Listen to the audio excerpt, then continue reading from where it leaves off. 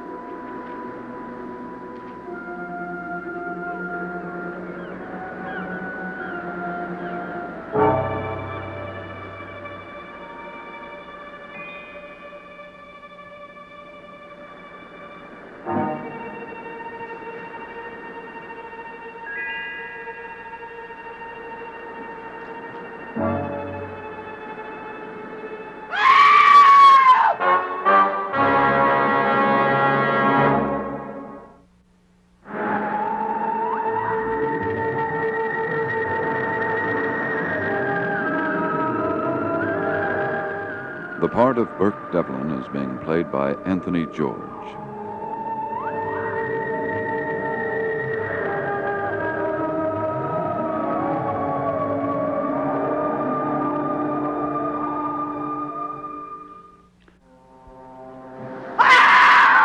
Elizabeth, let me go. You were so close to the edge. Please. Did you think I'd fall? Well, I was afraid I'd startle you. Thank you for your concern, but I was in complete control of myself. I saw a figure standing on the edge. I wasn't certain if it was you. This is a rather forlorn place to find you. Whatever brought you here? I was just walking. I came to look out at the ocean. It's so different at night. So dark and powerful. A place where one could find serenity and rest. If that's what one is seeking. Isn't that what everyone wants? Only in the end. The very end. I didn't expect to see you here. Well, I come here quite often, as a matter of fact. Why? Perhaps for the same reason you do. This is an interesting place. A place where decisions were made. A place where those who came here sought refuge from a world filled with pain. A place where life ended and death began. Why does that interest you? Because death is the most fascinating and unknown prospect man has. How can death be fascinating? It's fascinating when one considers the wide possibilities that it offers. What could it offer? A form of eternal existence.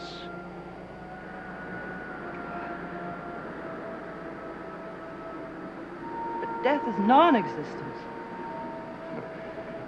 Death, I wonder. No one has clearly defined death. The state of death could bring peace, or it could bring torment, eternal torment.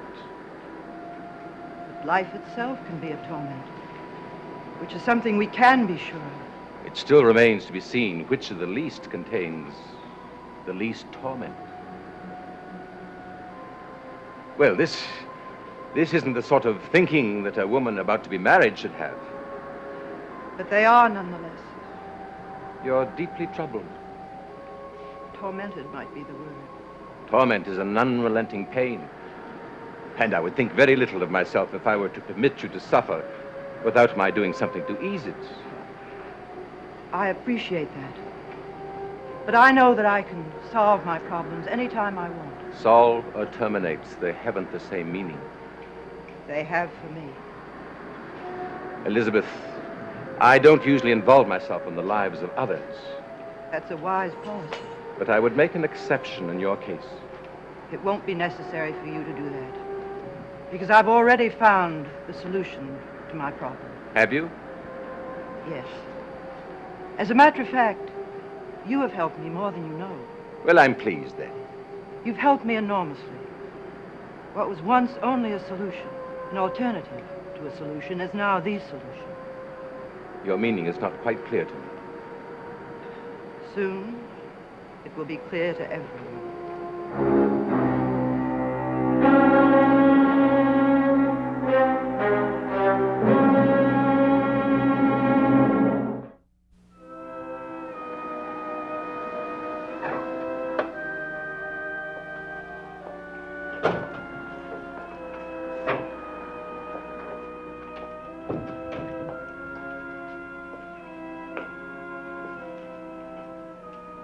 Thank you for walking back with me. It was my pleasure. Our talk has strengthened my new point of view. Well, I only hope it was the right one, the most effective one. It's that exactly. Thank you very much for everything. You're quite welcome.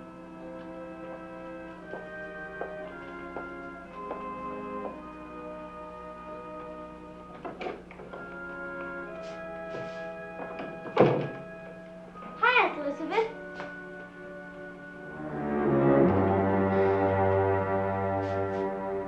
Hi.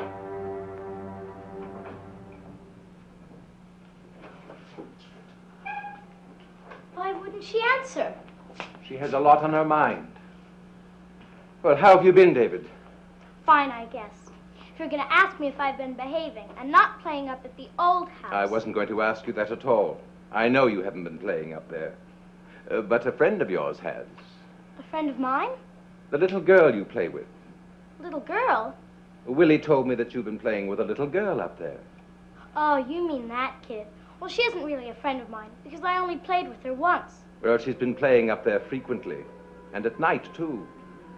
Now, I wish the next time you see her, you'd tell her not to play up there. Well, I don't know when I'll see her again because she's not the type of kid I play with. Well, what do you mean? She's sort of behind times. Would you believe she goes around singing London Bridge? London Bridge. Well, it's a song that most children sing. I don't. Well, you're quite a young, modern man, aren't you? Well, in any case, if you see her, please tell her not to play there. I'm not allowed to play near the old house. Where is Miss Winters? In the drawing room. Thank you, David.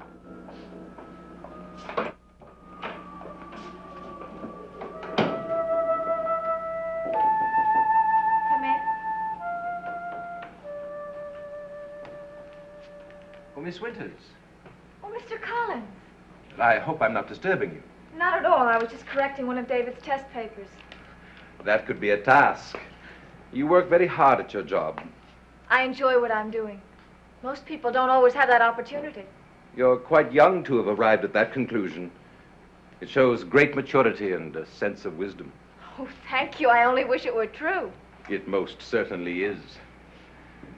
The Collins family are very fortunate to have you around. I would go even further and say that anyone who comes into close contact with you is extremely fortunate. If you continue, Mr. Collins, you're going to make me the most conceited person in Collinsport. I doubt that very much. I doubt that anything could change you. Mr. Collins. Oh, I see I'm embarrassing you. You're a very modest person.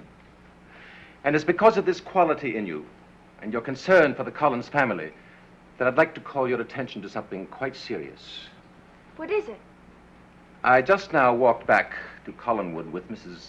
Stoddard from Widow's Hill. I encountered her there, standing on the very edge of the cliff. It seemed to me that she was preparing to jump. To jump?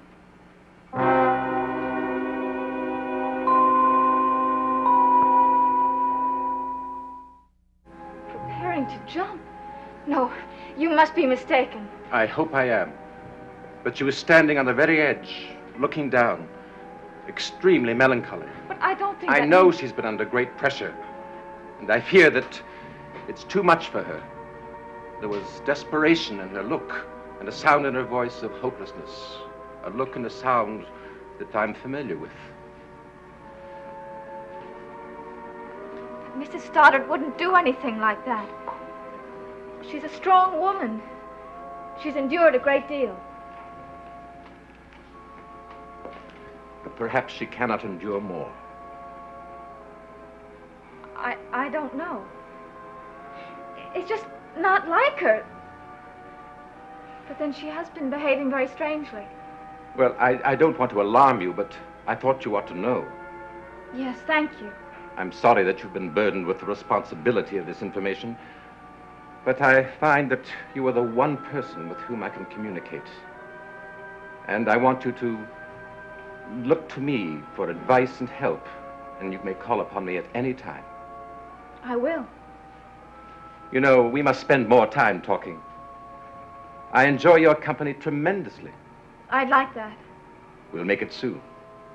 Good night, Miss Winters. I'll walk out with you. I'm leaving too. Oh, you're going out this evening? Yes, I'm having dinner with Burke Devlin.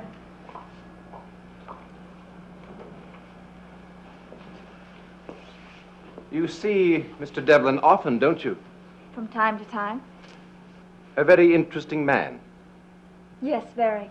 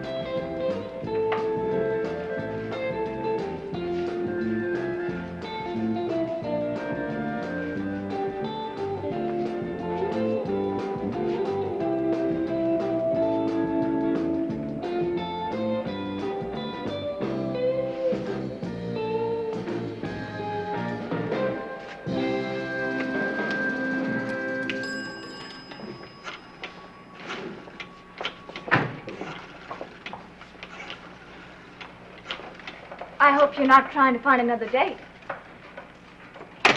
Just trying to find this one. I'm sorry, Bert. I was sorry a minute ago, but I'm much better now. My dime. What's the matter? My dime didn't come back. Well, where did it go? In there, and it should have come out here.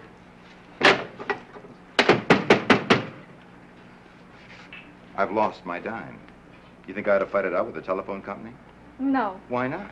Every dime counts. That's how I made my fortune. Well, I'd say you've gotten your money's worth. Even more so. How so? Well, you put in your dime and you dialed my number, and before you were finished, I was here. Now, that's what I would call service. Best bargain I've ever gotten. Now we'll make up for lost time. I've got to take off my coat. No time for that.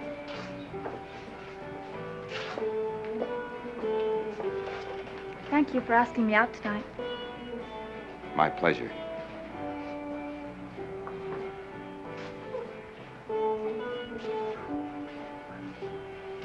I need this. So do I.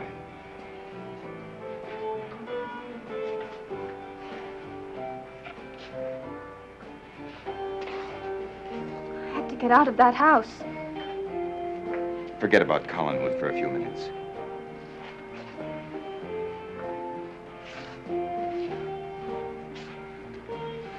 Burke, sometimes I just can't face going back there. Sometimes I just want to break down and cry. I'm afraid this is going to be one of those times. Just dance, Vicky. Just dance.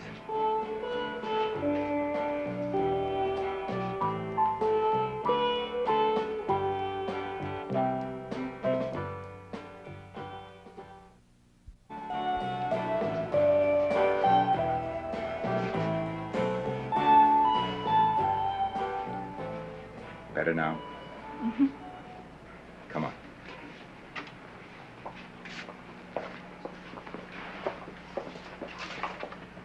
Oh, thank you.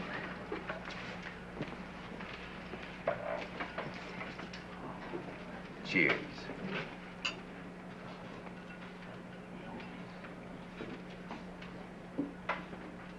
Brooke, I didn't mean to sound as if I was complaining about my job. I tell you, Vicky, I don't like some of the things you're exposed to up at that house. It's all right. It really is. Personally, I wish you'd give up that job. Give it up. But then what would I do? Come to work for me. Doing what? Oh, I don't know. I'll create a job for you. You'll be my special assistant. Governess? Tutor? You name it. What, no vice presidency? Yours if you want it. Brooke, it helps me so much to know that I can turn to you. How about turning to me right now? I couldn't. Not now. Why not? Because I'm needed. More than I've ever been needed before. Vicky, you were hired as a governess, not a psychoanalyst. But the Collins family is the only family I've ever had. I feel more close to them than anyone.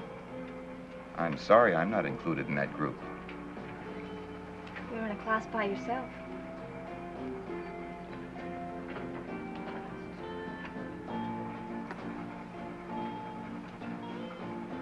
You're always pulling back. Perhaps I won't always have to. But right now, I just can't think about myself. Right? What's the latest crisis? It's Mrs. Stoddard. The bride-to-be? She's been behaving very strangely. Well, brides usually do, so they say. Oh, I'm serious. She's been so withdrawn. She doesn't talk to anyone. She's just not herself. It's no wonder. Being forced into a marriage nobody can do anything about. What's been happening to her is so frightening. How do you mean?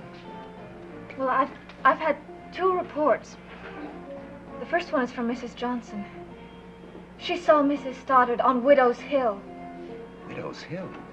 What was she doing? Just walking, or so she said to Mrs. Johnson. But it's the second report that's the most alarming. What's that? Barnabas Collins brought Mrs. Stoddard home. He said that he'd found her on Widow's Hill, standing very near to the edge of the cliff. He said that it looked as though she were preparing to jump. No, not Liz Stoddard. Brooke, I'm afraid she may do something to harm herself. She's in that sort of a mood. If I knew what Jason McGuire had on her, I might be able to help.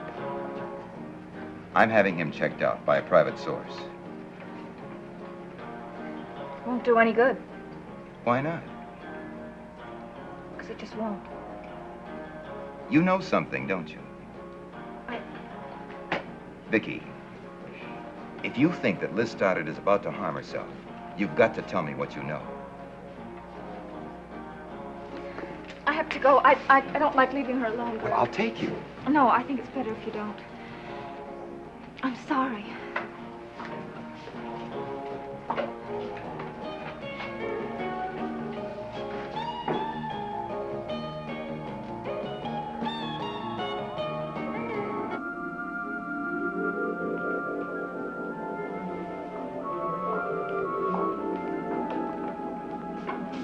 Hi, Aunt Elizabeth.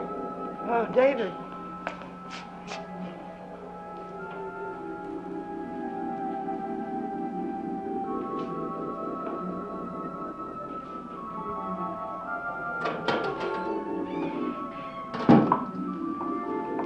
Mrs. Stoddard. Hi, Vicky.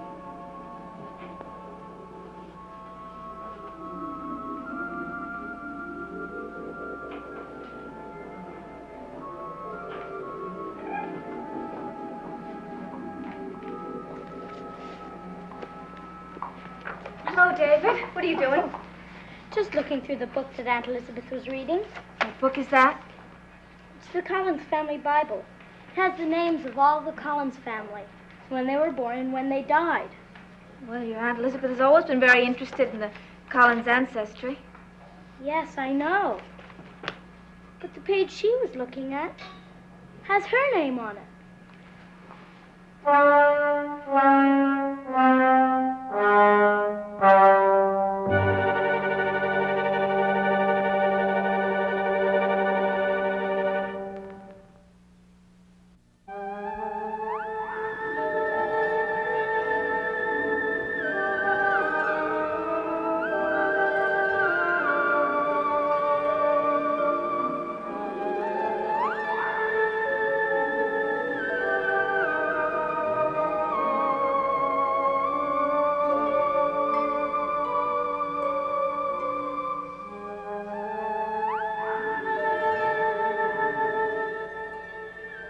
Dark Shadows is a Dan Curtis production.